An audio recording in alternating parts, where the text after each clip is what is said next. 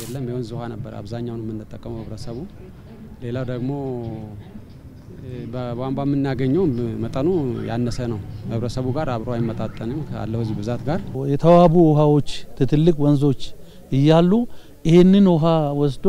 ለከተማ ህዝብ ያለ ማድረሱ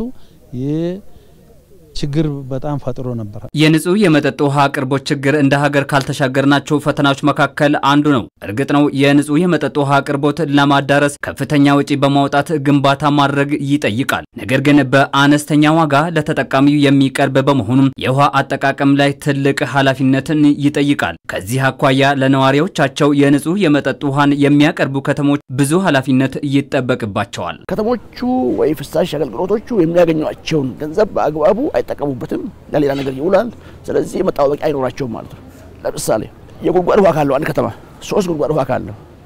በጉድጓድ ውሃ ውስጥ ፓምፕ አለ ያ ፓምፕ መቃጠሉ አይቀርም የሆነ ሰዓት ላይ ይሄን አስቦ ገምቶ ተጠባባቂ ፓምፕ ገዝቶ ማስቀመጥ አልተለመደም ስለዚህ ፓምፕ ቢቃጠል ኦኬ ፓምፕ ቀይር ውሃ መጠቀም አለብኝ ብሎ ማሰብ ላይ የሉም መገለጫው ትንሽ ችግር ሲፈጠር ቀጥታ ደውሎ እንዴት ሆነ ፓምፕ አግዙ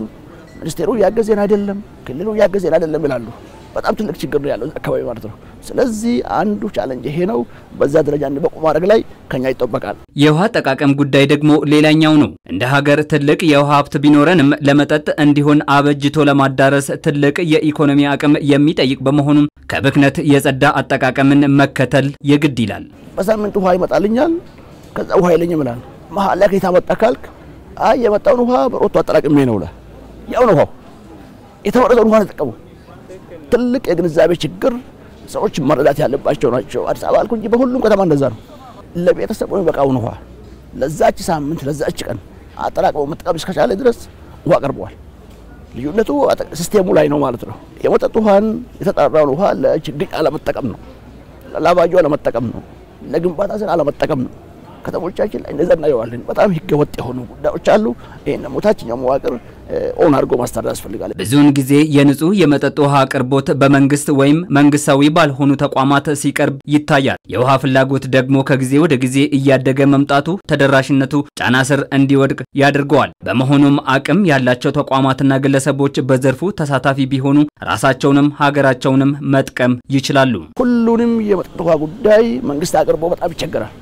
አስቸጋሪ ነው የሚሆነው ማለት ነው በጣም ውድ በመሆኑ ስለዚህ ፕራይቬት ሴክተሩ ያን እንዲያለማ ማድረግ ነው ውሃ እንዲያቀርብ ማድረግ ነው እንዲሳተፍ ማድረግ ነው